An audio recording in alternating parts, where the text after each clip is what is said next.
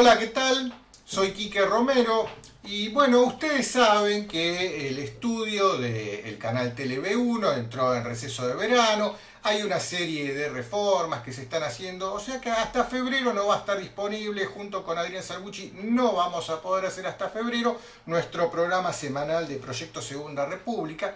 Pero así todo, las noticias siguen sucediendo, noticias importantes, y a mí me gustó la idea de, a través de este video muy casero, con los recursos que yo tengo en mi casa, decidí compartir el análisis de esta noticia con ustedes.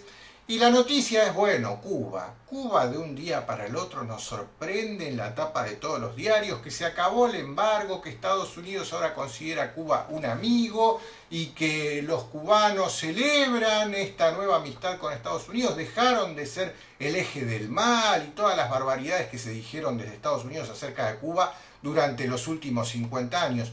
Pero bueno, a mí siempre me gustó analizar la nota discordante de las cosas, ¿no? Y en toda esta cuestión del acercamiento entre Estados Unidos y Cuba hay algo que me huele a mí muy raro. Y encontré esta nota en el sitio del Robot Pescador. No sé si lo recordarán, este sitio. En algún momento hemos sacado noticias de acá. Suele ser interesante. A quien le interese le recomiendo googlearlo y buscar esta nota que quiero comentar especialmente. Miren, la nota habla del acercamiento entre Cuba y Estados Unidos. Nada es lo que parece. Y la nota cuenta de una serie de instalaciones rusas que datan de muchos años, durante 40 años estuvieron, en Lourdes, esto es en la isla de Cuba, a menos de 180 kilómetros del territorio norteamericano. Dichas instalaciones, las más grandes fuera del territorio ruso, llegaron a servir como base de operaciones para más de 1.500 agentes de la KGB y de la inteligencia militar rusa, y su función principal era servir como base de vigilancia electrónica. Bueno, la cuestión es que en el año 2012 se decidió cerrar esta base en Lourdes, lo decidió los Estados Unidos en base a una serie de acuerdos. Miren lo que dijo Putin en aquella oportunidad. En 2001 yo, como presidente de la Federación Rusa y comandante supremo, consideré ventajoso cerrar el centro radioelectrónico de Lourdes, Cuba. A cambio de esto, George Bush, el entonces presidente de Estados Unidos, me aseguró que esta decisión se convertiría en la confirmación final de que la Guerra Fría había terminado. Bueno, la Federación Rusa ha cumplido todos los términos del acuerdo y aún más, cerré no solo las instalaciones en Lourdes, Cuba, sino que también las que teníamos en Cam Ranh, Vietnam. Las cerré porque di mi palabra de honor. Yo como hombre he mantenido mi palabra. ¿Qué han hecho los americanos? Los estadounidenses no son responsables de sus propias palabras.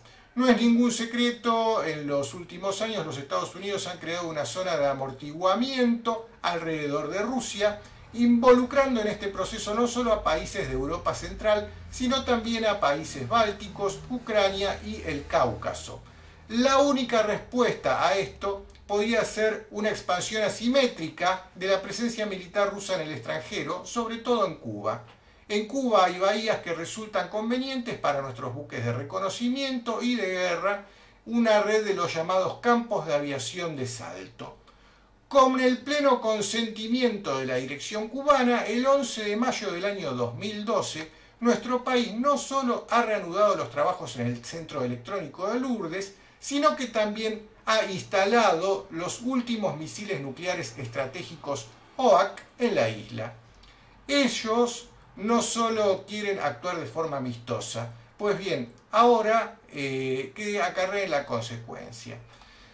Bien, y la nota del Robot Pescador cita una serie de fuentes, Business Insider, RT también cita como fuentes. Bueno, al final están todas las fuentes en la nota, búsquenla, es muy interesante, pero ¿qué quiere decir esto? ¿Por qué hago este análisis? Acá hay algo raro con este repentino interés de los Estados Unidos por Cuba, y a mí ya no me cabe ninguna duda de que es neutralizar esto para la próxima guerra que están gestando. Así que, no sé, me gustaría preguntarle a mi amigo Adrián Salvucci qué opina de esto. Vamos a llamarlo. Hola Adrián, ¿cómo estás? ¿Qué tal, Enrique? Un gusto saludarte. ¿Qué decís? Bien, acá en casa trabajando en 2015. Está bien, hacemos bien en estar ahora despejándonos de todo el trajín del año, que fue un año duro. La verdad que me gustó mucho todo el crecimiento que tuvo TeleV1, lo bien que salieron los programas, el nuestro y muchos otros programas del canal. Pero te llamaba ahora para no perder el trajín este de mantenernos en contacto y más que nada también para darle a nuestros seguidores la opinión tuya, más que nada, que es lo que les interesa. ¿Qué me decís de todo esto que está pasando entre Estados Unidos y Cuba? Que de la galera ahora resulta que Cuba es bueno. Bueno, acá hay distintas lecturas y la que le están dando, Enrique, los grandes medios internacionales de Occidente y desde luego los nuestros locales, es meramente, lo están centrando en la relación bilateral Estados Unidos-Cuba. Es un tema entre Fidel Castro y Obama, por así decirlo, y por supuesto son todas buenas nuevas que Estados Unidos finalmente reconozca a Cuba en las relaciones diplomáticas. 54 años tarde, pero más vale tarde que nunca, son buenas nuevas de que Cuba va a recibir un influjo importante económico, porque se empieza a ver turismo, visitas de familiares exiliados cubanos que viven en Florida, por ejemplo, el estado de la Florida, empiezan a visitar a sus familiares en Cuba, va a haber un influjo de dinero, y en términos generales creo que va a haber una reactivación económica cubana que le va a caer bien a un gran sector del pueblo. Van a poder cambiar los viejos Chevrolet 57 por, yo qué sé, un Dodge 2013, 2014, 2015. A ver, yo no tengo dudas de que si se levanta el embargo, en media hora Cuba se llena de McDonald's, de Starbucks, de concesionarios Chevrolet, concesionarios Ford, iPads, iPhones y toda la chuchería, espejito de color que te imagines. Y los cubanos pobres, los entiendo, van a caer seducidos ante eso y dólares van a tener porque la gran masa de cubanos que viven en Miami van a querer volver a la isla a visitar a sus parientes y se van a llevar un montón de dólares abajo del brazo. Innegablemente, fíjate vos que nosotros algo de esto vivimos en los años 90, porque lo vivimos varias veces, pero en los años 90 también, a cambio de tener mejor telefonía, mejores autopistas, los shopping que eran prácticamente desconocidos en la Argentina, bajo la década en que fuimos parte del primer mundo con Menem y Cavallo, hubo cosas positivas, pero también entró la droga, la inseguridad en las calles, la cultura basura, y a partir de los años 90 se inicia una degradación generalizada del nivel cultural y el nivel intelectual de amplios sectores del pueblo, de manera que siempre el influjo de los dólares norteamericanos vienen con una trampa, y bueno, la trampa a veces y tiene mucho que ver con lo que es el crimen. Esto lo que pasa, lo que tiene es que lo va a ir viendo el pueblo cubano, se va a ir dando cuenta con el tiempo. De la misma manera que nosotros, Enrique, que solo con las décadas subsiguientes nos fuimos dando cuenta que la trampa de estar integrados al primer mundo es que junto con la tecnología, los iPads, los McDonald's y todas estas cosas que vos estuviste describiendo, entra la droga, entra la prostitución, entra la pornografía, entra una degradación generalizada de los valores, de las tradiciones, un desdibujamiento de la propia cultura y la propia nacionalidad, y es reemplazada por otra cosa muy globalizada que por lo menos a vos y a mí, a quienes nos siguen, no nos gusta. Es verdad, a ver, no hay duda de que el nivel cultural del pueblo cubano, pese al comunismo que lo tuvo prisionero durante los últimos 50 años, es alto. Sí, La sí, sí. población cubana está muy bien educada, es un placer ponerte a charlar con cualquier cubano que me he cruzado en la vida. Me doy cuenta que estoy frente a una persona muy culta, muy bien formada, con una visión de lo que es la realidad en el mundo, si bien sesgada por la lente de su propio color, pero muy objetiva en cierto sentido. ¿Todo esto vos decís que se va a degradar, que se va a la basura? Es el peligro que existe. Tengamos presente, sin embargo, porque vamos a ver la otra cara de esta misma moneda, que por otro lado no estamos ante un régimen cualquiera, el de Cuba, ni vos ni yo somos comunistas, yo no me alineo exactamente en las antípodas del comunismo, pero hay que admitir que los hermanos Castro tienen mucha experiencia en cómo gobernar esa isla, aún a mano de hierro como lo han hecho.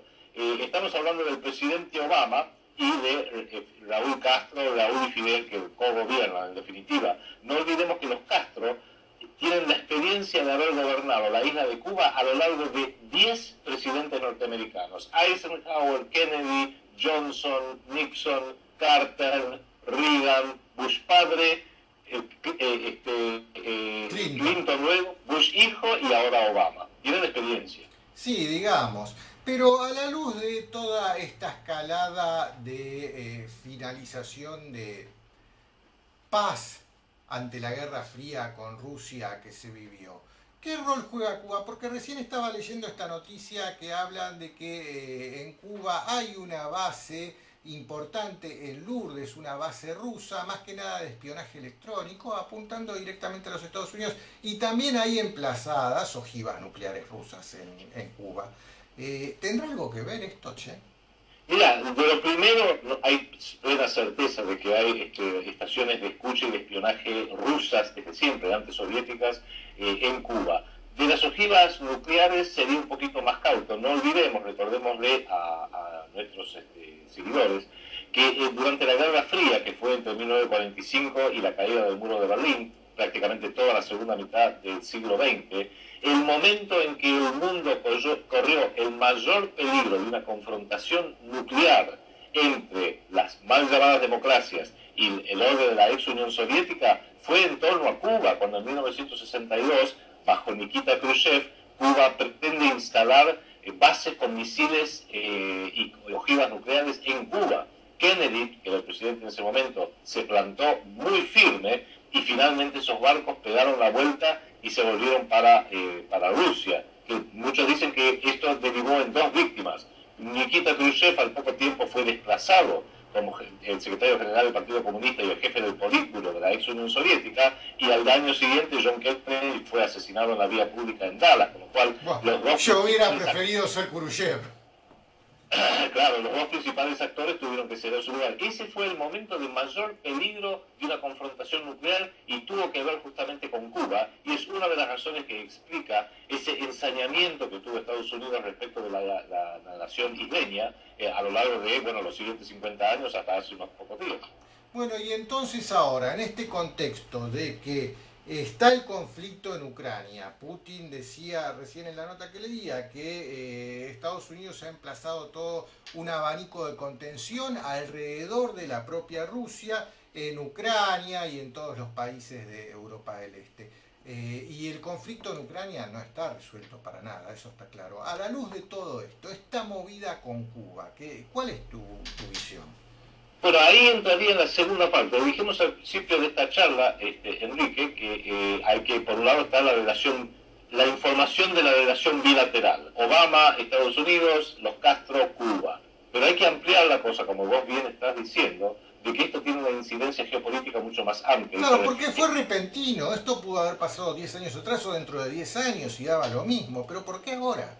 ¿Por qué justo ahora? Exactamente. Porque últimamente Estados Unidos, con sus aliados Gran Bretaña, la Unión Europea y Israel, los 4 jinetes del apocalipsis, como los hemos llamado, que en realidad no nos referimos a los pueblos, sino a la estructura de poder que maneja Estados Unidos, que maneja Gran Bretaña, que maneja la Unión Europea y que maneja Israel, se han encontrado con una alianza liderada por Rusia, la actual Rusia, muy poderosa en la figura de una persona que, guste o no guste, es sumamente experto en geopolítica y es sumamente lúcido, que es el presidente Vladimir Putin.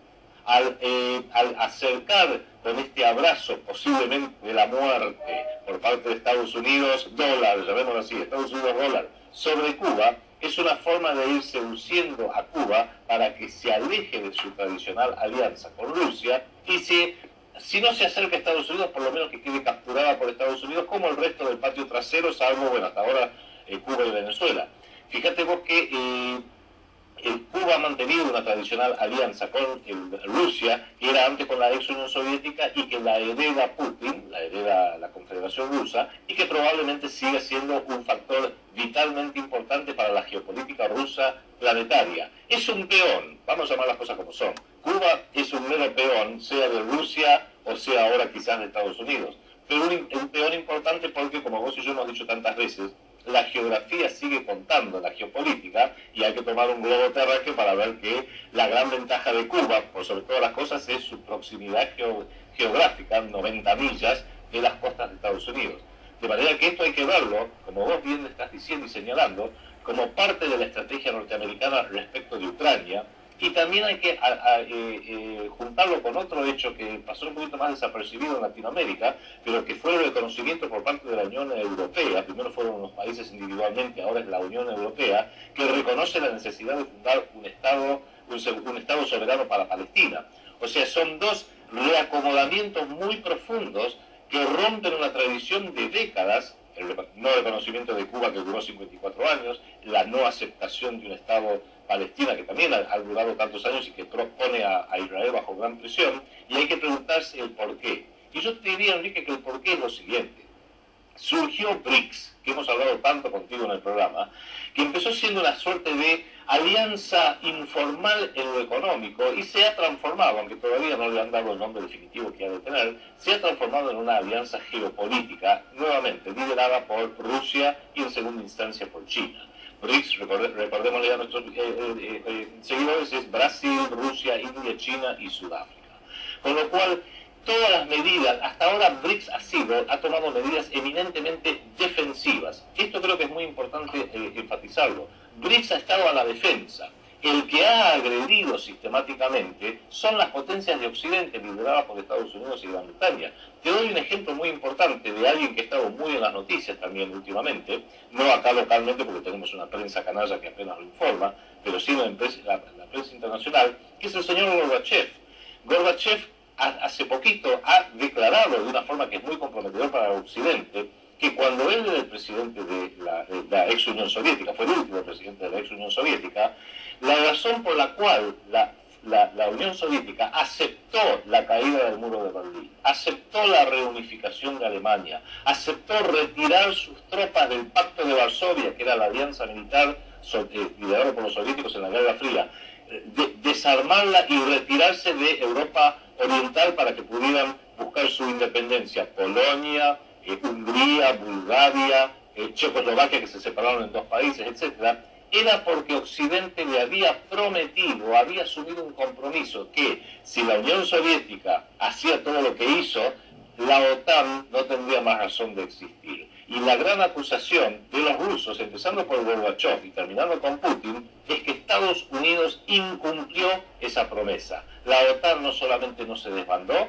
sino que al contrario, se potenció y empezó a agredir en la guerra de la ex Yugoslavia, que fue una tragedia catastrófica en pleno corazón de Europa, pero luego incorporó a Hungría, incorporó a Polonia, incorporó a los tres países bálticos, Estonia, Lituania y Letonia, incorporó a la ex República Checa, a la República Eslovenia, con lo cual lo que hizo fue avanzar, y ahora en el último año fomentó un golpe de Estado y que pretende avanzar sobre Ucrania. Y ya llega a un punto donde Rusia se siente absolutamente agredida, y como no han podido todavía lograr lo que han querido, que esta es la parte yo creo optimista que hay que ver, están diciendo, bueno, ¿en qué otra parte, en qué otro flanco podemos atacar a Rusia?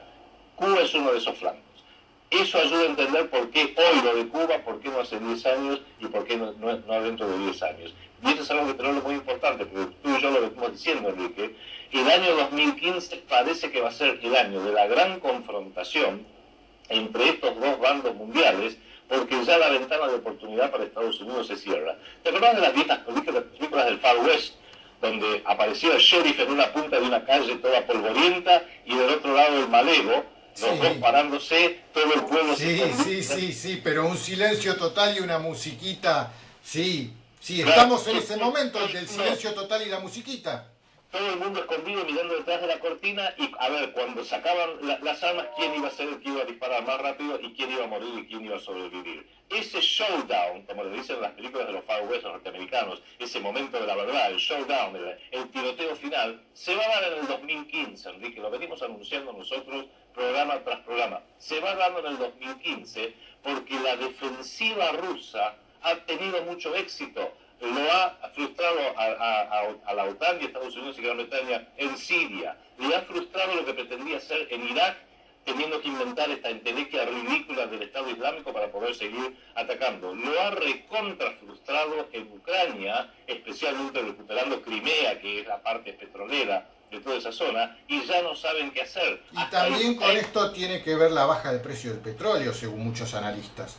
Claro, hasta Israel ha tomado distancia diciéndole a Obama, tendrías que haber atacado a Siria y no lo hiciste, tendrías que atacar a Irán y no lo hiciste, tendrías que tener a Irak totalmente bajo el control occidental y no lo hiciste, tendrías que haber anulado y destruido por completo a Libia, pero Libia todavía en realidad no es tierra de nadie, que ni ellos mismos saben bien qué hacer al respecto, y tendrías que haber tomado Ucrania, y esto va a ser, Enrique, motivo para un programa nuestro, porque en Ucrania estaban los cazaríes, que es esa tribu que nosotros venimos diciendo, del siglo VIII y IX, descienden los Ashkenazim, y que por supuesto están diciendo que no es así. Bueno, hay un informe de la Universidad de Tel Aviv, muy reciente, basado en las investigaciones del profesor Shlomo Sand, un israelí, que escribió un libro que se llama La invención del pueblo judío, justamente así lo llama, porque dice, somos descendientes de cazaríes y no tenemos prácticamente los ashkenazi nada de sangre semita, con lo cual la pretensión de hacer valer